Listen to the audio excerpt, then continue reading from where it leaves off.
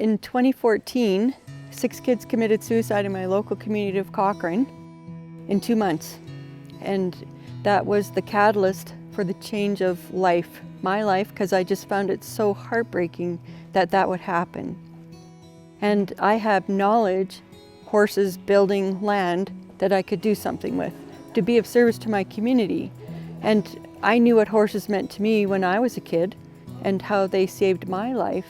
And so I wanted to give some of that magic to those kids in my community that needed it.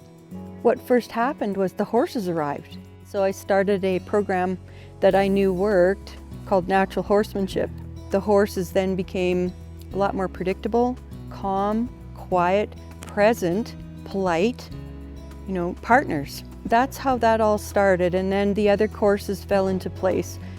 It took a long time to find quality courses because there's so much junk out there. I wanted to do something that would help kids, not harm them, and so I just waited. My mantra became, as I'm cleaning up and looking after this place, how do I connect horses and people on the ground? I'm standing at a Shoppers Drug Mart in Calgary, and there's a magazine called Horse Canada, and on the front of the magazine it says Horses as Healers. The reporter had done all the research on all the courses available in Canada, and I took the top 2, followed by universities for 10 years. Calgary University, Saskatoon, Laurentian University for retention of life skills.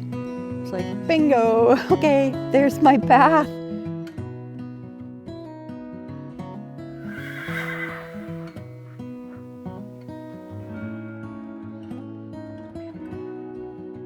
I was just very, very fortunate to be able to apply for a school contract.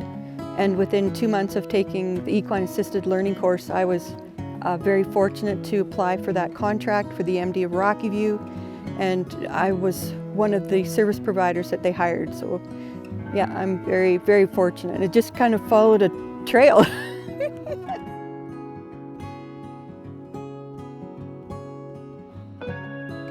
To see the children thrive, the students thrive and pick up life skills, and that is just unbelievably rewarding. I horse showed all over North America. I spruce meadows, I had top jumpers, lots of different things within the horse industry, and nothing is as rewarding as this. For my horses, for me, are the volunteers. And then for the students, it's just been miraculous. The most rewarding, gratifying piece of all of this, to see that these students come in and be in the pre-briefing and so skeptical and so shut down, and their experience with the horses and the programming. And each student is an individual, and whatever happens for them is what happens for them. Has just been unbelievable. It's like magic. Running this project means to me that I have the capacity to give back to my community. That's my whole goal, is to make this place available for those who need it most. There is something about connecting with horses on the ground that most people don't understand. The question I get the most of is, if you're not riding them, what's the point? And I used to be one of those people. And the answer to that is a up close and personal connection. When their horses' thoughts and feelings and emotions matter, they tend to want to interact with us more.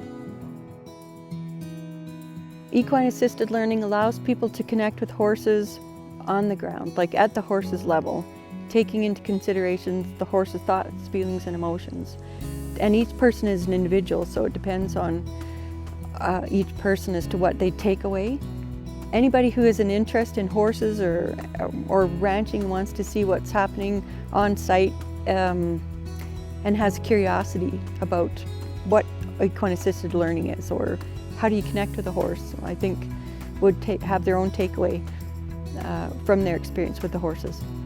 I'm very grateful for donations and volunteers. They make running this place possible.